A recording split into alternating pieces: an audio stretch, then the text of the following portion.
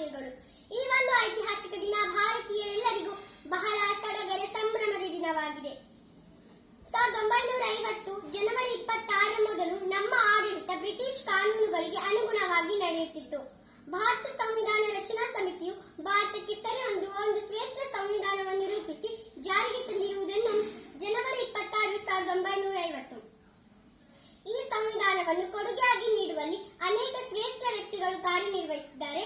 ಮುಖ್ಯವಾಗಿ ಸಮಿತಿ ಅಧ್ಯಕ್ಷರಾಗಿದ್ದ Babu Rajendra Prasad, doctor B R. Ambedkar, Jawaharlal Nehru, Patel, Sarojini Naidu, Krishnamachari, ಅಲ್ಲಾಡಿ Krishnaswamy Iyer, BN. Rao ಹೀಗೆ ಮುಂತಾದವರ ಅವಿರತ ಶ್ರಮದಿಂದ ಈ ಒಂದು ಸುಂದರ ಸಂವಿಧಾನ ರಚನೆಯಾಗಿದೆ. ಇಂಥ ಸಂವಿಧಾನವು ಪರಿಪೂರ್ಣವಾಗಿ ಅನುಷ್ಠಾನಗೊಳ್ಳಬೇಕಾದರೆ